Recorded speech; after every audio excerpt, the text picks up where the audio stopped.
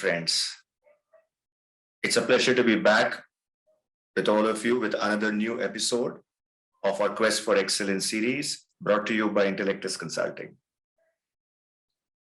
The Quest for Excellence series has now entered its fourth month, and we have been delighted and overwhelmed by the outstanding response, warmth, and appreciation that it has received till date.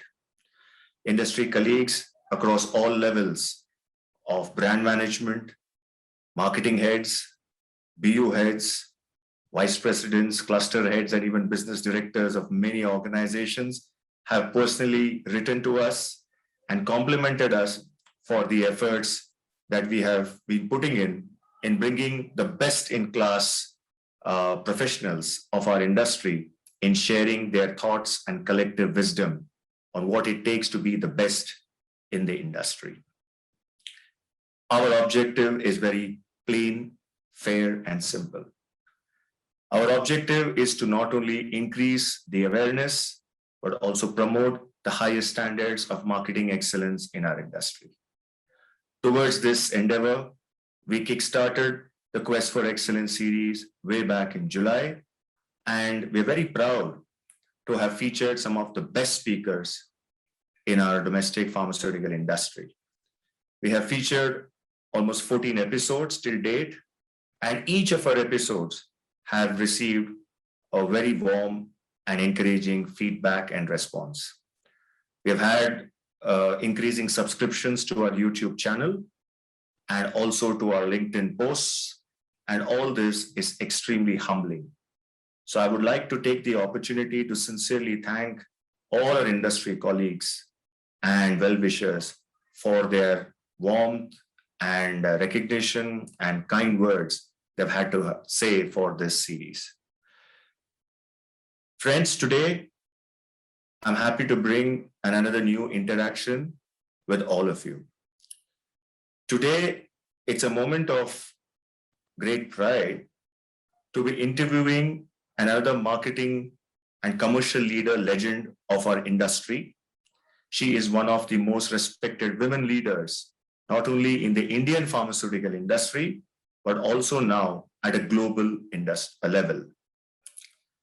My guest for today is a very accomplished professional, and I'm very happy to introduce Ms. Rita Chandrachud to all of you. Rita has been an industry veteran in our industry for almost over 30 plus years. She started her career way back in 1986 when she was working as a marketing executive in JB Chemicals, the Unique Group. And later on, she also spent almost 9 years with Schering-Plough, Fulford, first as a marketing head and later as the business director for the specialty range of businesses. 17 years of experience, not only in sales, product management, and marketing.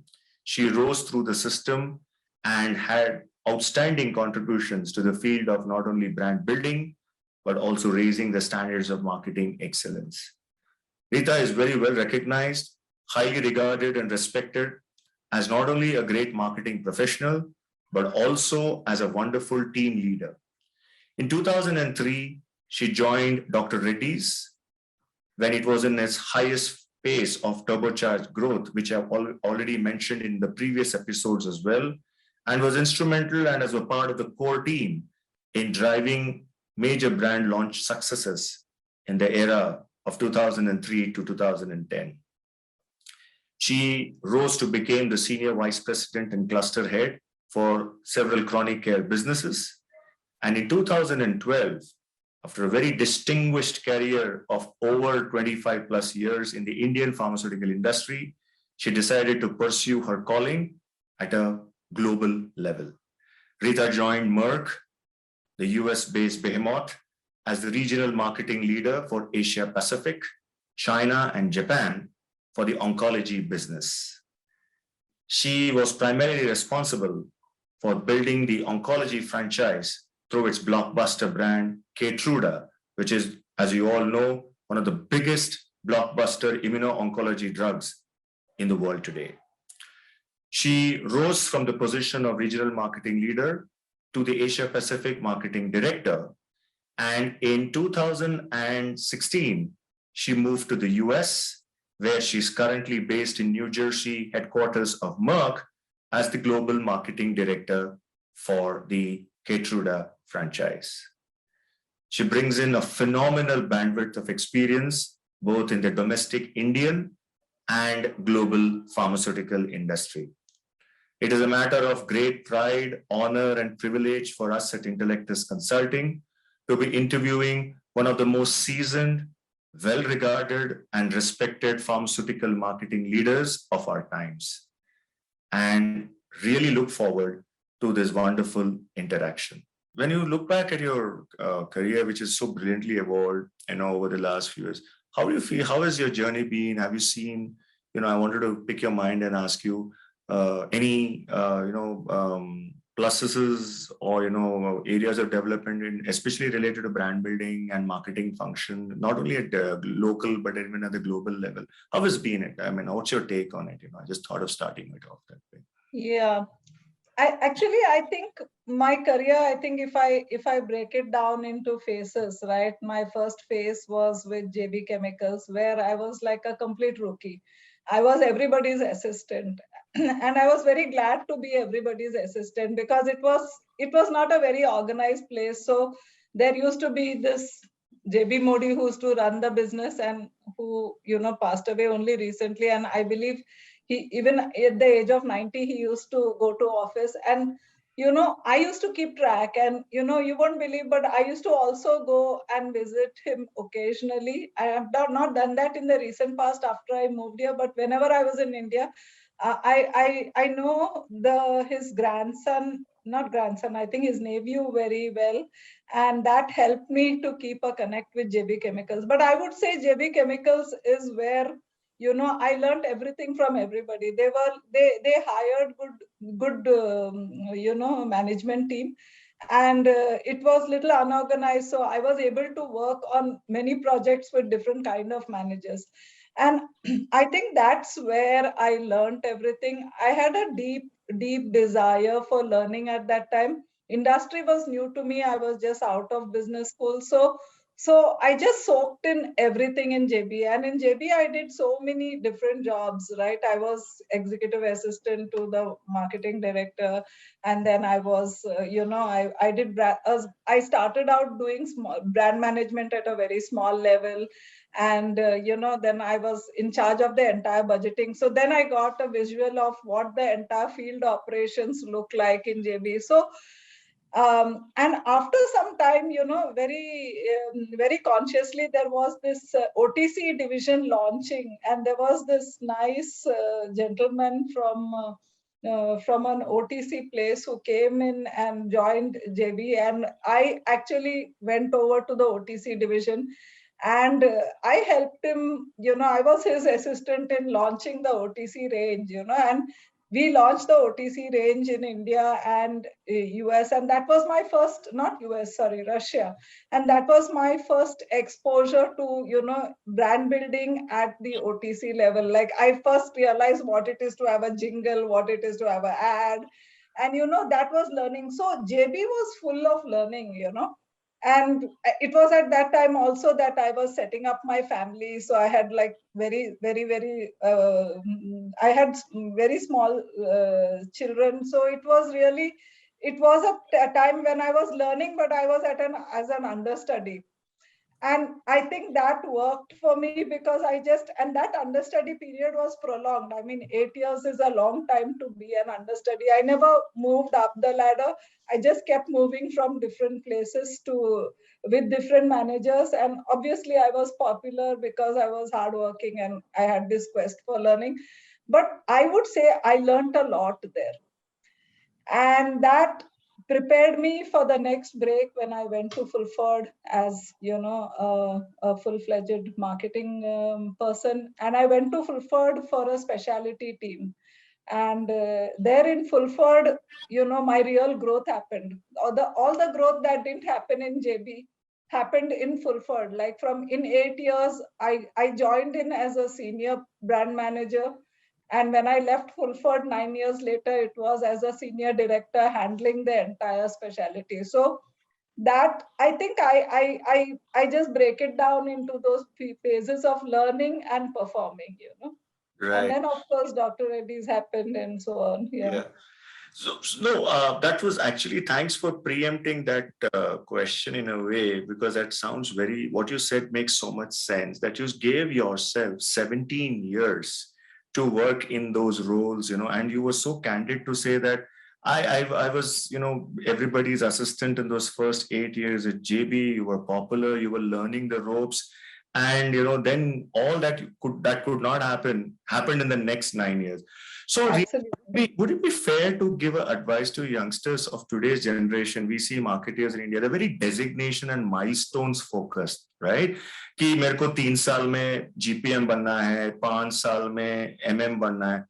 Don't you think that still the fundamentals of learning the ropes become so much more important, and allow yourself to get immersed in the learnings, and growth will automatically happen? Would that be a fair assessment to say? Or you think time? No, I don't think there's like a one size fits all, right? My aspirations can always be different from somebody else's aspiration. Even when we got out of business school, right? We got out of business school, and and a couple of years later, I got married. Then I had this very small kids, and then this kids had problems. So my everybody's life is different, right? You can't say that because I had no aspirations in that first 8 years, I was just glad to keep my job and build a strong support system. I realized that it's not easy for a woman to keep a job and to have a family. You can't do both. And those of my friends who delayed their marriage and all, they actually did much better than me because they grew in those first 8 years. They grew, and they were jetting around in these, like, for these international trips, and I felt like I'm left behind. But I had no complaints because I had these kids with me, and and the kids had some health problems which needed me to not move out. So I was very happy doing out of what I was doing. And then when I was meeting some of the alumni of the next generation who were passing out, like they were joining like vice presidents and all. I'm saying, like, how do you even handle these roles, like when you all are just out of business school? But they did well. So I don't think anybody's, it's not a cookie cutter kind of approach, right? All right. So each one's life is different. Some may have parents, sick parents, some may have like very, like, they don't want to mess around with marriage and all till their career is settled. And only yesterday I was talking to one of my school friends from MMS, and she was telling me that y'all got married so early and did everything. I got married late, but then my first years of my marriage, first years of my career, like, I did far better than y'all, but look where y'all have gone. And I think there's catching up to do. Everybody has their own trajectory. So I don't think there's like a advice you can give, like, this is right or this is not right. But wherever you are, and I have to tell you a very interesting experiment that I did with my career, even now as I'm here. And those are things like you always have to keep your learning curve, like whatever age. I'm nearing, hopefully, I don't like to reveal my age, but yes, I'm nearing 60. But yes, but I'm going to keep my intellectual engagement very high. That's the ambition that one should have. You should be learning throughout your career. So it's not bad to have like aspirations, very big aspirations, even as you pass out of school, because if you don't have that, then you will not do things that will make you achieve those aspirations. So I think it's good to have aspiration. It has to be realistic. You can't be like not good at what you do and then have those aspirations. Then it's a mismatch. Absolutely. No, thank you so much. I think that's a very fair position to have. And what struck me most, what you said, is there is no cookie cutter approach. Everybody's trajectories are defined by their priorities, and both professional and personal priorities. And it's well defined. You can either take off and then kind of stabilize, or you go through the ropes like what you decided to for the first 8 years because your kids were small. But then later on, after everything had changed when you moved into full foot. I think that's a very fair point to make, and I think that's right also, because all of us have had different trajectories at different points of time. That's true. I am very keen to hear about your great ride at Full Foot, because we all heard about you, although you had moved out of the organization. And I, being an ex-Full Fordian myself, look back with a tremendous amount of pride and happiness. So when you joined the organization, Rita, in 2003, and all of us know it was way different as a affiliate of Sharing Plough. So, and then it changed in 2006, and then it became a full-time subsidiary of SP. Then 2010, as Organon, and then MSD. How do you see this whole thing? How was your life in Full Ford? Handling specialty care. What were your brand building or marketing challenges that you faced in the organization? How did you go about building brands? I just want to hear it from a marketing or a brand building, so that our marketeer community also learns from you, that way. So in JB, most of the work that I was doing was on the branded generics, right? So, and then of course we built OTC, we built the Dr. Mom franchise, which I think is another history creation by itself. But in Fulford, it was a very, very different kind of role that I went in for.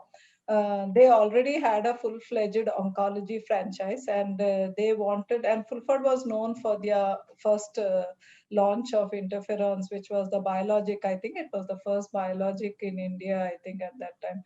And what they also knew was interferon was had a role to play in hepatitis, and unfortunately they were not able to move the needle in hepatitis.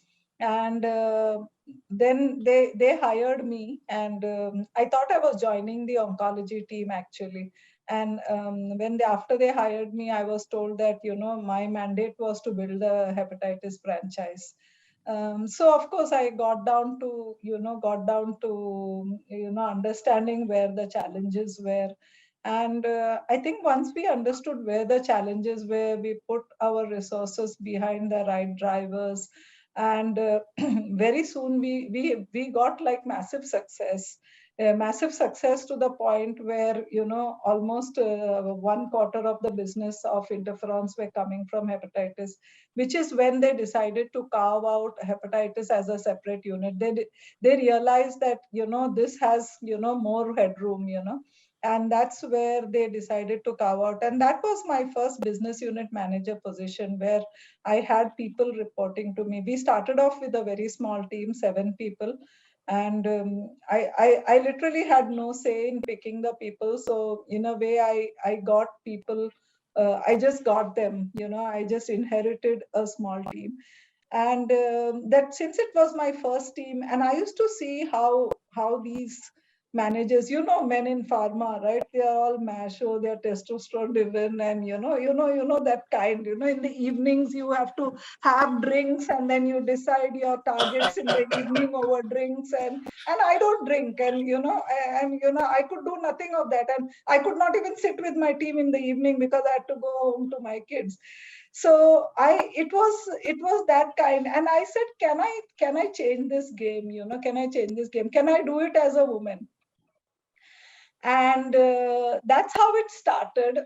And I told the team that everything that we do it between 9 and 5, because I have a home to go to. and I think that worked for the team also, because they didn't have to spend these long hours. Of course they must have missed all the drinking, but I couldn't help that. And I found that I did everything and more between the 9 to 5 than what my male counterparts did between 9 and 9 probably. So so that's how it was. And we were very successful. And therefore, when the oncology business head left, then they made me the head of both the businesses. That's when they made me a business unit director handling both oncology and virology. And then subsequently, we had access to the Schering-Plough pipeline because we were an affiliate of Schering-Plough. So we got Remicade coming in, we had Calyx, Timodal. We had like beautiful products coming in.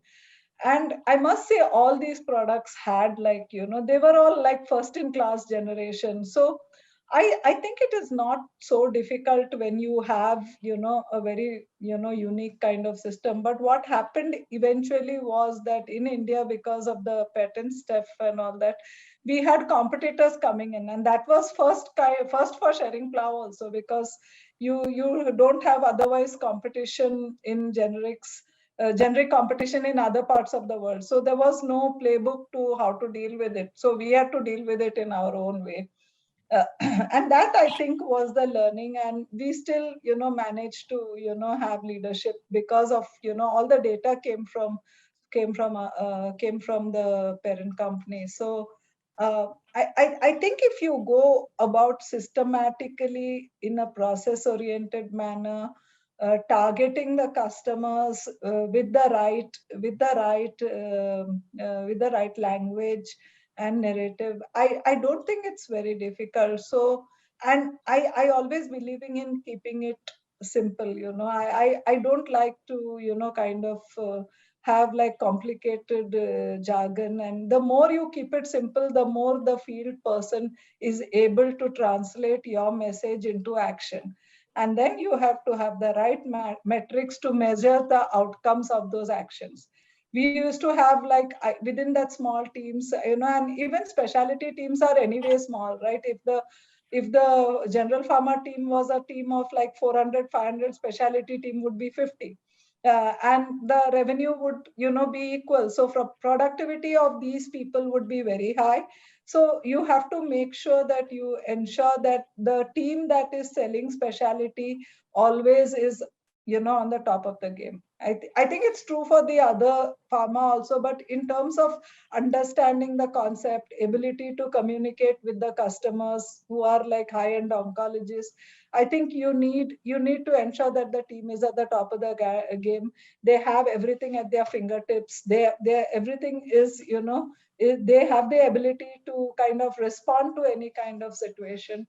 And you have to have the right metrics, and the right metrics are patient recruitment. And if you put this in place, you are able, like, I even had situations where one guy used to go like 200% over the budget, and there was one guy equally good, and we just couldn't understand why he was not able to kind of be even at 20-30%, and like, so spend a lot of time with them in the field, try and understand what's happening, what is missing. And then I actually, one of the things that I did is I spent tremendous time in the market.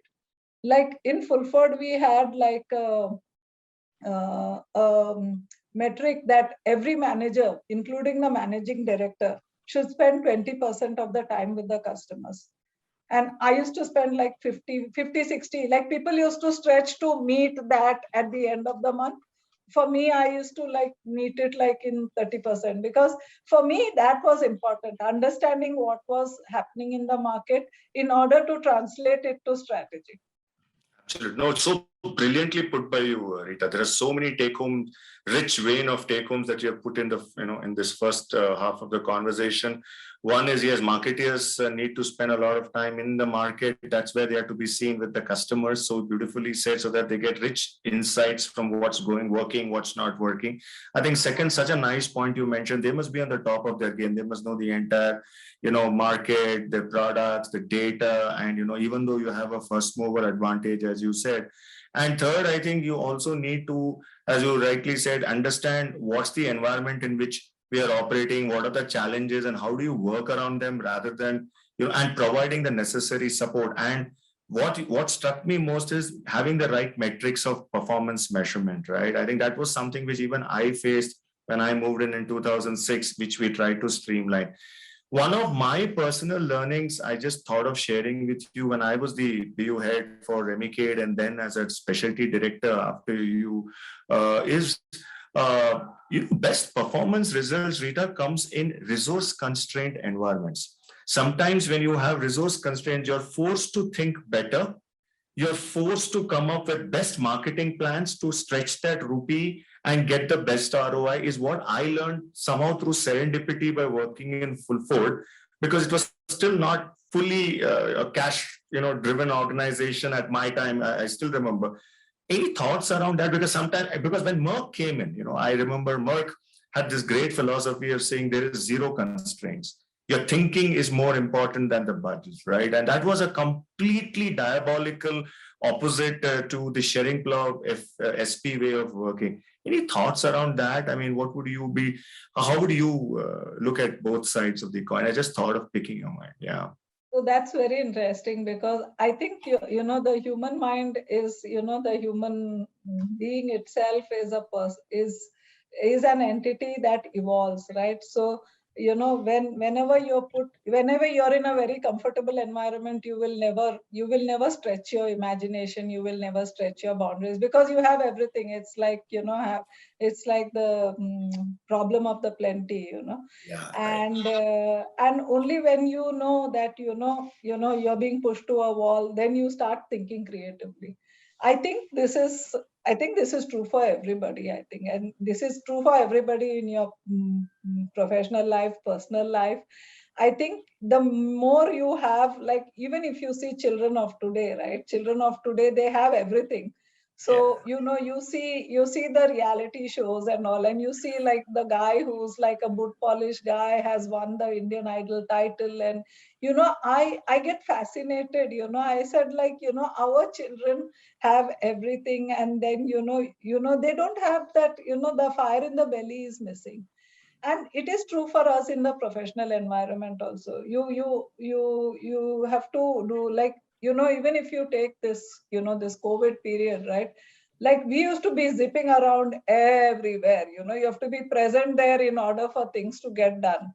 And in this last 24 months, everything got done without us moving out, even out of our foyer,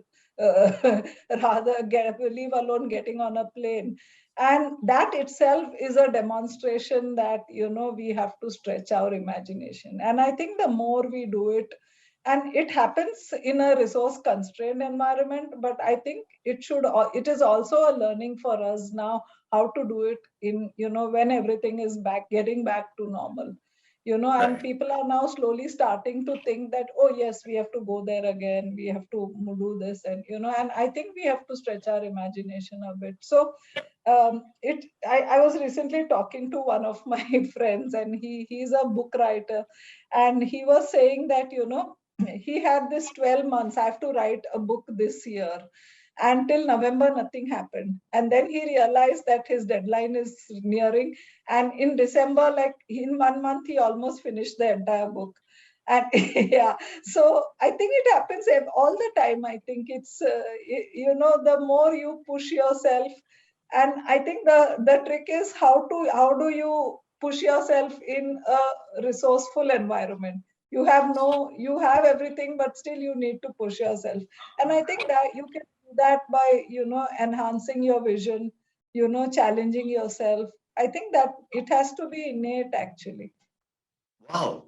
So you need to push yourself in a resourceful, plenty environment. That's nice. Yeah. That's I don't within, right?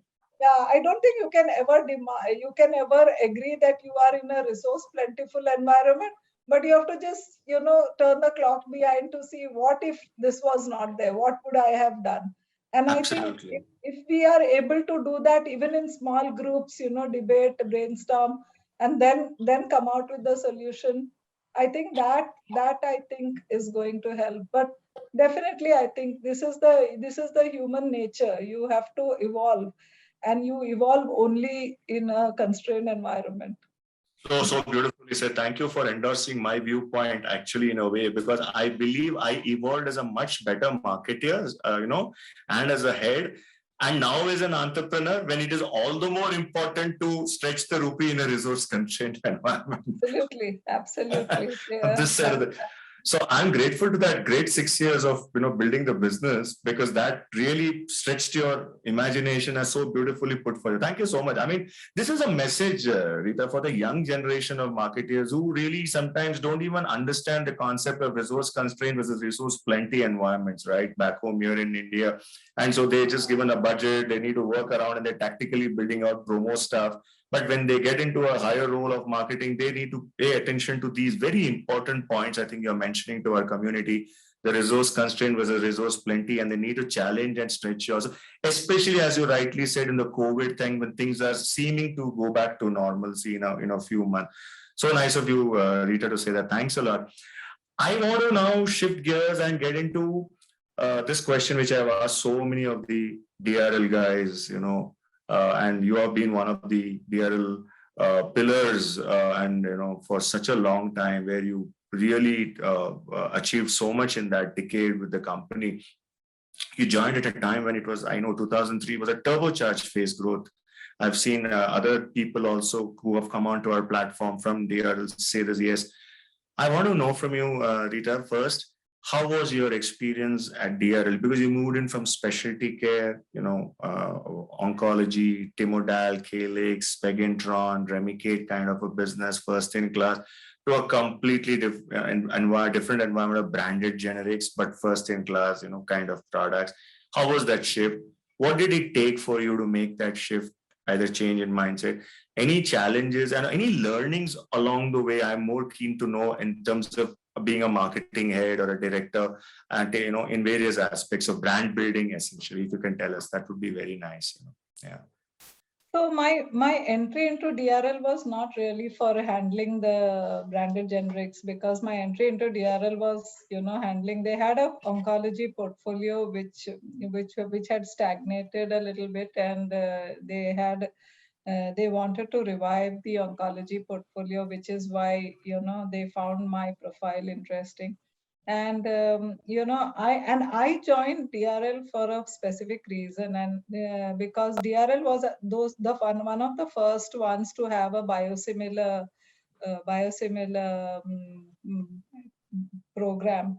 And their first product was filgrastim, I really remember. And I was watching that because on this side, on the Schering-Plough side, Affleford side, I was selling Glucomax, right?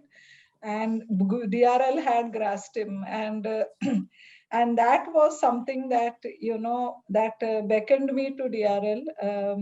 And when I met the management there, and they gave me a mandate, and I saw their biosimilar program, and I was really impressed, and that's actually made me shift. So I shifted to the oncology business to handle the oncology business.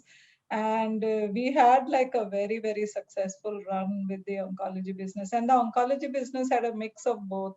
It had a mix of innovative products, because they had in-licensed products from innovators abroad, especially the oxaliplatin, etc. And we also had this huge biosimilar. So we had filgrastim, and then we had the world's first biosimilar in rituximab. So that was really something that was, for the rituximab program. We started from scratch, like we started from the clinical trial stage. So that gave me a lot of experience in terms of taking a biosimilar from laboratory to clinic, and that was a huge experience. I would say that was like the most, like everything happened, like the business numbers came, the business was there, but that was the crux of my learning. And that was for me, it stands for me today also in full stead, because I was interacting 50% of the time with the team, biologics team, as well as with the customers, because we wanted to understand how to take this to market. And we worked with the cream of customers, and they did not want to touch a biosimilar and leave alone rituximab. So we had to use the Grastim ladder to kind of give them a confidence that DRL can make a program that is as good as the innovator. And we always said, with folded hands, we said, we bow down to the innovators, but India needs a lot of biosimilars. So without your help, we can't do it. And we took that stand. And but we worked only, with the top oncologist in order to, get the clinical data of a biosimilar in comparison with the innovator. So uh, having done that and launching after 2-3 years, and the revenues that we made, like, the marketing strategy also that we had was, we are not going to sell this. This is going to fulfill a need, and this is going to fulfill, like, we said that there are like, the innovator was selling to 700 patients at that time, and the pool of patients in India would have been like in the 20,000, in, that kind of numbers. So we said, how do we get it to the remaining? We don't want to touch the innovator business. The innovator can continue selling 700, 750,000, but we want the other 19,000 to be able to access. So our whole program was based on access. And this was, I think, the vision also of Dr. Anji Reddy. I mean, these are guys that I'm grateful to have, walked in their shadows, and, made the dream come true, because he was so happy when we launched rituximab in India. He was really, I can remember, I really still cherish that time when he was present at the launch meeting, and we said, and we told them, we stood in front of this thing, and we are not going to sell this. We just want to make it accessible. So we rode on the wagon of access in order to make. And I think we hit 700 patients like in the first month. So I think that was the proof of the pudding, that, you don't marketers today don't need to sell. I don't think we should go with the concept of selling. I think selling, then makes it, then you have to, position yourself versus competitor. You have to find where is that need, and you have to fulfill that need. When you do that, it becomes so simple, right? Then you know the metrics that you're following, and you know what, and you are not benchmarking yourself with the innovator at all. Innovator, we are thankful to them for, innovating such a beautiful product with such beautiful results, which, lends to more survival to all the patients. We just followed in their footsteps and made it accessible to everybody instead of just the select few. Wow. So Yeah. it was the access story which the brand Reditux rode on, essentially. Yes. And you had a very strong access program built in for the brand that helped it to only access. We just followed the access path. Yeah. And that was Dr. Reddy's vision also. Dr. Reddy's vision said, like, innovators were there to fulfill the needs of all. But what he wanted was to make it affordable. And that was his criteria. And Right. affordable with the right quality. And DRL products, I think you will find, are not cheap, right? If you compare it with the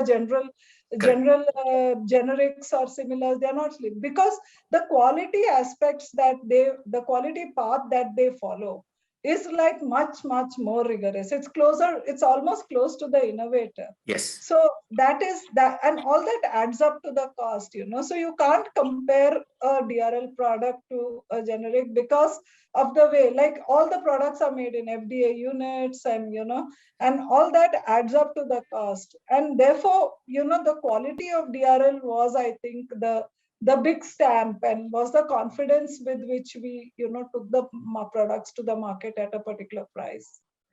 Wonderful. Thank you so much for telling us that. And I think that's still the pricing philosophy of the organization. They would never launch anything just at an ordinary generic price, right? It's not because they want to make profits. It is because, their pricing structure is like that, because all the products, I remember, like, at some point of time, sometimes when we faced, small quality problems, they used to, like, Prasad used to reject the entire batch. We say, if this cannot go to a customer in US, it is not going to a customer in India. I mean, this is the philosophy that you want to hear from the management. And then you have the confidence of going and talking to your customer also like that, right? Yes, absolutely. No, I think that's very few companies who believe in that credo, actually, that what's not for a customer in US cannot be good for a customer in India. Yes. That subject of market access, a thought went across my mind, and I thought of asking it to you now because in the global cross-functional matrix role that you do, which I'll come to a little later, you talked of market access. Market access is a huge function, obviously, in global marketing arena, right? Because you have access specialists like HEOR as a function, health economics, outcomes research. I am aware market access is also something which is an important, especially in developed markets where you're now based. In India, market access has still been a fledgling kind of a function we see. And we see, Rita, it's more of a function of two A's, availability and affordability. So if I could just briefly tell our community what is actually access, because there is so many different interpretations that float. One or two, minutes. I know it's not easy. What's your whole take on the access piece? Because here access is, like in Full Food, we used to do public market accounts versus private market accounts. Well, that's not really access strategy. So what's your, view on this? Just in your thought of asking. Yeah. I think, when I came out into the region, it was really an eye opener for me because in India, access meant making it affordable, making it available, and then, in DRL, we did that. We also had that Sparsh program that, and that Sparsh program actually was one of the programs that actually helped us understand the human part of the business, right? We used to like construction workers who used to be on the streets, they used to be able to access our drugs, and which is like, it used to bring tears to our eyes and all. Then when I came to the region, I realized that, obviously, in the other parts of the region, things are not so in dire states as like, there is like organized access, especially when I was in the Japan, China, and Asia Pacific region, and I was managing this JCAP region for almost 6 years. Access there, means differently to different countries, and and for like if I take countries that like look similar in terms of size and complexity is like South Korea. You have Australia, which mimics the Western world very closely. It's like close to the British system. And then you have a Vietnam, which is closer to India. So you have like these multi-dimensional places where you are trying to solve the problem of access differently. So with Korea, it used to be a lot of negotiation, negotiation with the payers in order to get them to approve the reimbursement. And until reimbursement is approved, the population at large could not access the product even when it is launched. And it used to be just 1% of those like very rich people. Like in India, it used to be a different percentage, right? So in Korea, it used to be like that. In Vietnam, it would not be accessible at all. So we used to have like a program like, if there's anybody, but then it's like opening a Pandora's box, right? Because then the whole population, you can't choose who's going to get it. You know which doctor is going to, you can't do that. And therefore, I think access in all of these different markets has like a different story. And therefore, in India, I feel like we used to run a small access program in a very small scale, and, try to make it as transparent as possible. We also like, put it up for audit because we didn't want that access to be a business driver in any situation. And you have to this access problem has to be solved depending on the environment that you're working on. For example, Japan, there is no problem at all. You launch, you get an approval immediately, the whole country opens up like within 2 months, everybody. So in that first 2 months of the from the approval to launch is the negotiation period and listing period. After that, anybody has access. So it all depends on the country that you are working with. And therefore, each country has defined the access primarily because of the healthcare budgets also.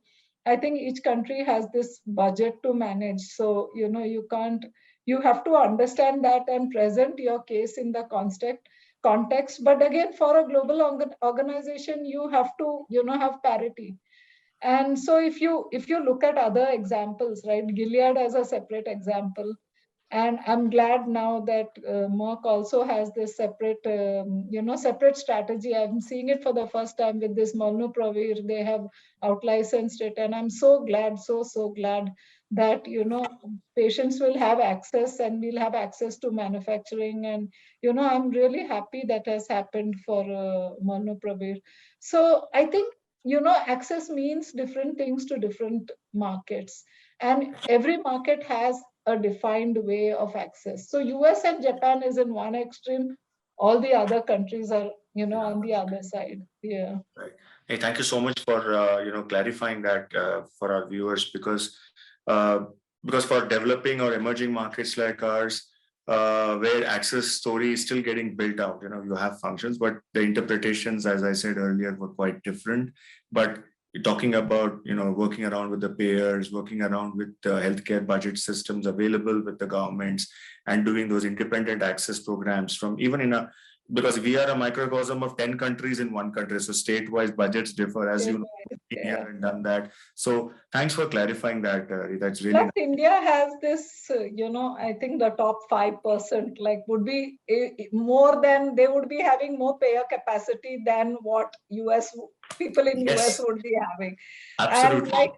and I think some of the multinational brands, they thrive on these top 5% also, right? So Absolutely. then how do you penetrate the next 10%? How do you penetrate? But then who's thinking of the bottom 50%? I mean, we have to all, at the end of the day, we all are responsible, and somewhere we have to, with our conscience, need to answer that, in some way, you can't do 100%, obviously, but, some way we have to kind of give back.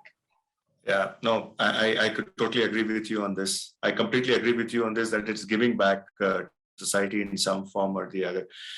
I want to get into the last part of our conversation. I will definitely respect your time, Rita, because you've given me an hour of your time. I want to get on to a conversation as your current great, probably fun ride of your career, where I believe the intellectual stimulation must be perhaps at an X raised to the power of infinity. Sure, because you work for one of the world's oldest, largest, and most respected organizations. So my question, and being an ex-Merck guy myself, SP Merck like you, my question is, first is, you had such a phenomenal, track record and career in India. When you made this switch to a global role, how was the switch? Was it fraught with challenges, and how did you make the switch to work into a cross-functional matrix-driven organization? Did you have to unlearn things, learn new things? I just want to hear your personal things around the piece. And how has it been generally working for an outstanding organization like Merck, which is, I think, one of the world's most admired healthcare companies? Yeah, I just thought about Yeah, it was very strange, right? When I made that switch, I made that switch at a point of time when in Dr. Reddy's, Dr. Anji Reddy would never start any speech without saying that medicine is for, he said, as George Merck says, medicine is for the people, profits will follow. That's what he used to start always.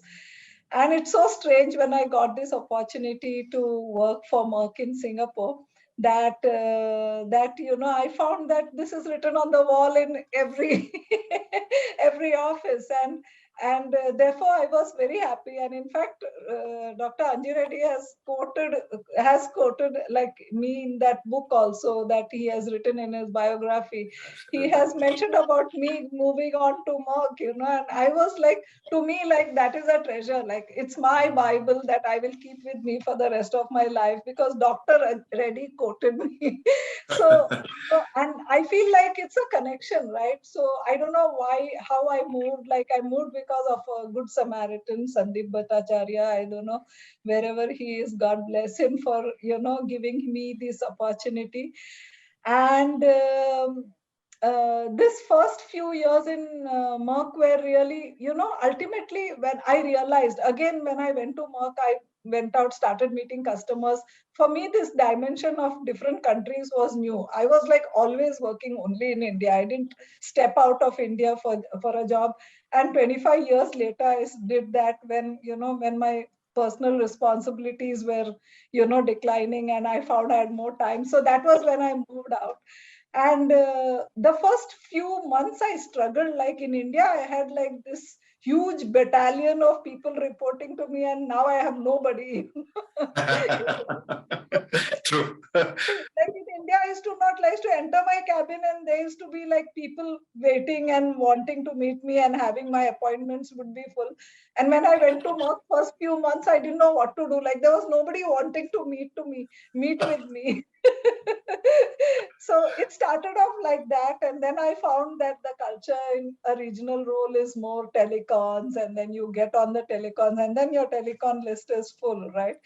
So that was and then I started working in the market. So, I went on this 2 weeks tour, met with every customer, met with every marketer, because for the portfolio that I was leading. And then, I realized that in the doctor's cabin, okay, nothing changes. Every conversation in India is like the conversation you have in a Vietnam, is the conversation you have in a Korea, is the conversation you have in Japan. So that was the big realization, that the bottom line where the prescription gets written, nothing changes there. So whichever part of the world you are. So if you have worked in India, you can work anywhere. All right. That is one part. The second part is, of course, at that time, Keytruda happened. So, from coming from a diverse portfolio in Merck also, I then, was given the responsibility for Keytruda. So we launched Keytruda. And I really found no difference in the way that, we had to plan out the launch. We had to, follow the access story. I really found no difference. Obviously, for Keytruda, there was a lot more. It was the first IO in the market, so there was a lot more, demand, I would say. There was a lot more interest for us. All our scientific communication meetings used to always go, very full. We had like, we had to stagger the customers wanting to attend the conferences and our educational sessions. So from that perspective, I think it was not a difficult ride. But I want to share with you what is the interesting. Like, so after successfully launching Keytruda, like, the Herceptin was the number one product in the region at that time, for the longest time amongst all pharma products in the region. And Keytruda could, achieve that within 3 years of launch in the region. So that's the power of Keytruda. And it's basically I think, the way Keytruda, a product like Keytruda comes, I think, once in somebody's lifetime. And if you have had the opportunity to handle Keytruda in this lifetime, I think, I doubt that there will be another Keytruda. I might be wrong, but it doesn't happen. And and simply the data is so powerful, right? People who had survival only for 11 months and all, today at 3.5 4 years, they're still living with the and especially with lung cancer. So I think the data speaks for itself. And when you have like this good data, you can't. So when you're in the region, you're only launching. You get the data from the global, and then you launch. And after doing like 6 years of regional work, and I thought, like, now I want to be in the area where we bring out that data. And that's where I made this shift into the global team. And obviously, when you then come here, then you are in charge of, you are part of a team. And this is not one person job. This is like a team of 20-25 people trying to get one indication out into the market. And that's the intellectual challenge that I made for myself, and the switch that I gave up, like a very rich job of being a CMO in oncology in the region, to becoming a member of a team, product development team, that brings an indication to the market. And that is the role that I'm playing now. And we just successfully got 2 of our indications approved. So in a sense, job is done for these indications. And we are now following new indications. So, I worked on the breast cancer indication, and we got one approval in November 2020 by the FDA. And the other approval was only a couple of months ago in July. So, and the second approval was like a landmark approval. And that was something that, we had a lot of pins and needles. But the team, I must tell you, the joy of working with the scientific team at Merck is something that I think I'll be grateful to Merck for the rest of my life to have given me this, to have given me the opportunity of this experience. So it has been like mind blowing. Yeah, I can't imagine doing anything else now and going back to the front end lines. And but that has been like completely grateful. Yeah. Would it be fair to say, like a brand, you have also managed your life cycle very well, moving into different aspects of learning?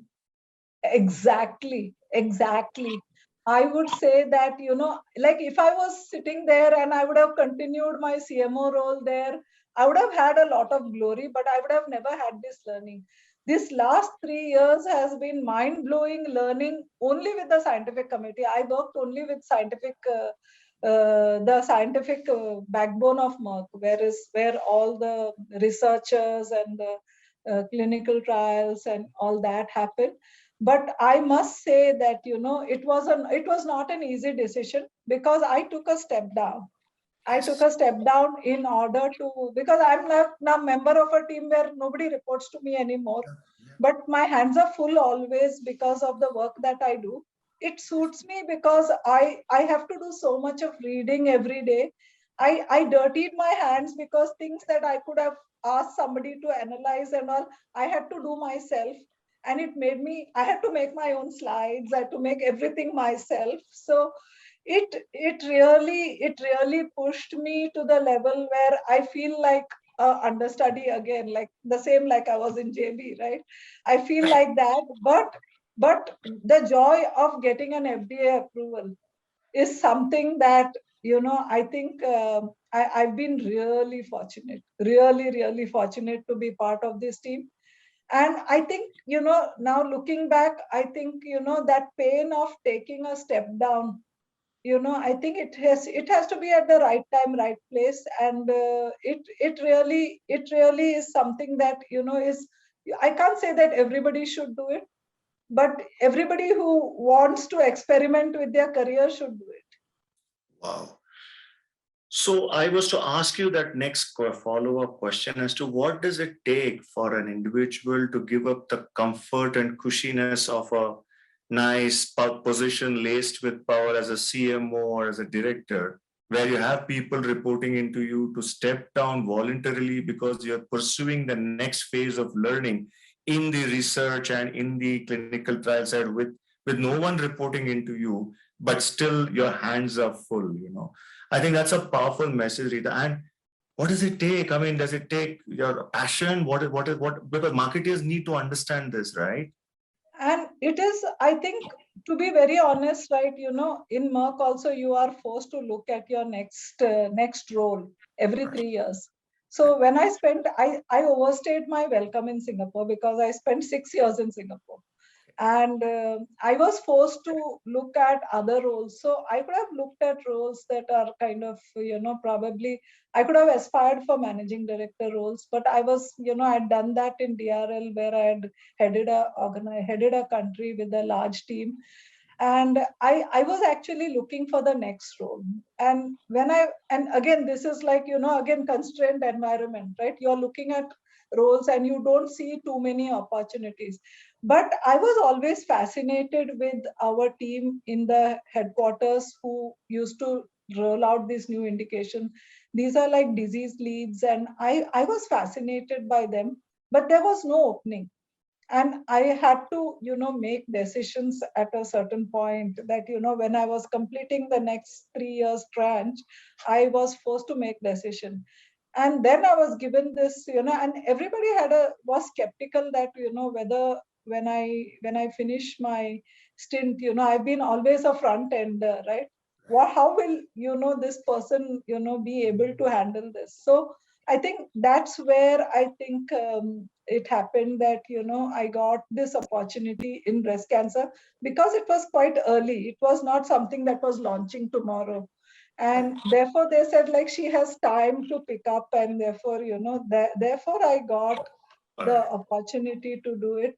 And again, I would say, this is like individual aspirations and individual learnability quests that you have. So if you feel comfortable doing it, maybe I was comfortable doing it because I was at a point of time where I had been there, done that. So it's either learning new things or doing the same thing. So you can do the same thing 10 times, or you can do 10 things once. Yes. So what do you want to do? And I think there's no harm experimenting, because I felt like having, once I finish this stint, I will make my biodata even more richer. I can always go back and do bigger things in the front end, but my biodata is like nobody's biodata now. Yes, So, absolutely. yeah. No, you have absolutely nailed it, Rita, that the richness and the vignettes that have emerged in the last 15 years as compared to the first 15 years have been completely diverse across functions and things that you never ever thought that probably you could do. But it's happened along the way, right? And that richness of diversity is something that you will always remember, and no one else can do it, right? I mean, in a way, because it's happened along the way. I want to ask a question which I don't know how you would view it, because you have worked in India for 25 years. You worked in global roles as well. Indian pharma marketing is so very different from the global pharma marketing. So our viewers, when they watch you and you talking so much of rich vignettes, they would like to say, "Wow, global marketing mein kya hai? You have a patent protected product. You have indications there. You have to, you build out the custom key opinion leader connects, drive high science projects, etc. We are in the branded generics markets. We fight tooth and nail with 200 odd generics, etc. So with all your learnings of marketing, Rita, what would be your message? Is it, I know both are entirely different ball games, right? One is a branded generics game, one is a specialty innovator driven high end of marketing in terms of payer reimbursement, HEOR, now the stuff that you're doing, indication approval. But somewhere marketeers need to understand the basic tenets, principles. Any words of wisdom, your experience to leave behind with these guys? It would be really nice. So, yeah, so that part is not true, that you don't have competition in a global environment, because when we launched Keytruda, we also had Opdivo, then we have Tecentriq. Like earlier, you launch a product and you sit back for 15 years, and you drop your their metrics, and but in for IOs it was not like that. It's like competition is like every foot, it's like a very very crowded place where you're jostling for. So it is not the same anymore. Like you launch and then there's competition right at your door. So that part is not true. In terms of the difference between innovator and the branded generics, which is back home in India, I would say every place there is an unmet need. I think the marketer needs to identify the unmet need. So don't look in your usual place. And I have to quote one of my friends here, and I think his name is Milind Hardas, and he wrote a book recently, and that is all about changing the frame. If you want to change the game, you have to change the frame. And with all due respect to him, I'm quoting him on this, but that's what's also leading me in the quest of my career. I would like people, I feel like people think about retirement when they turn 60 or something. I would like people to kind of explore what else can you do. What else can you do? How can you change the frame in order to change the game? And why do you, I mean, people at 60 are like fully functional. Why would you think of retiring? So I would always like to push people to change the frame and change the game for not the family, not money, but for themselves.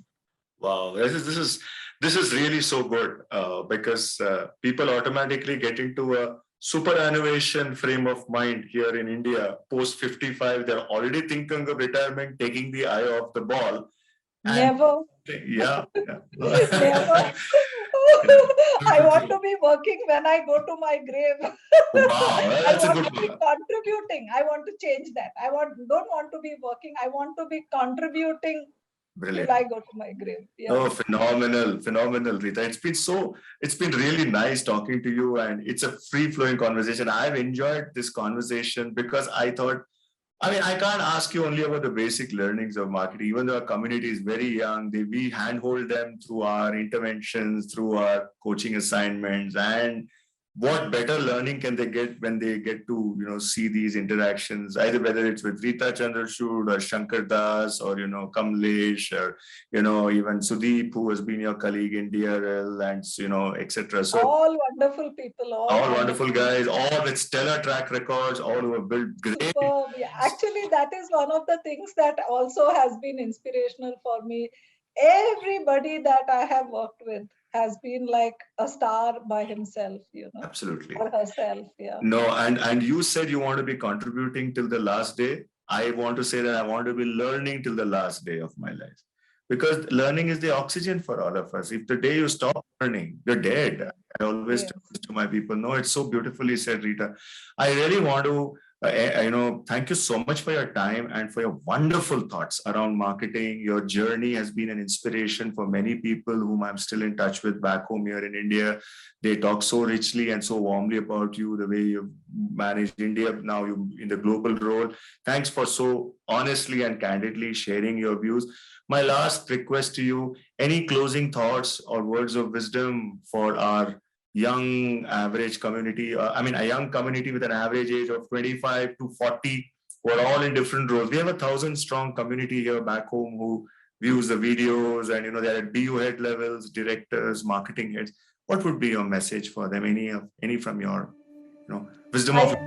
Yeah, I think follow your heart, follow your heart, keep learning, pretend you are 20 and pretend you are at the beginning of your career, and pretend you are in a resource constrained environment.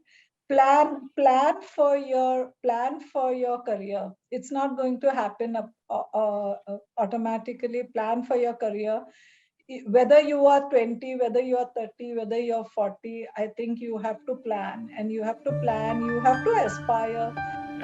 Amazing, amazing. I mean, these are rich words of wisdom born through experience. And I think I always have told my viewers and all my people, whether at personal or professional level, that wisdom that is gained through experience has probably no substitute, because that is the real wisdom that you gain. And what I could see through in this entire 1 hour plus conversation is that gained wisdom, along with a tremendous degree of humility that you bring to the table. So nice to hear you, despite all the achievements. And I think it is just perfect to have an achiever like you come onto our platform. We are actually very honored to be honest with you, to have you and share your thoughts, Rita. Thank you so much once again for your time, for being on this platform. Thank you, Shailesh. And I speaking to you, I feel like I'm communicating with all my friends in India. So I want to say I love you all, and I really miss all my colleagues whom I worked with. So please feel free to reach out to me, and Sure. I would love to kind of keep my connect up, because I really have treasures from my career back in India. So thank you so much.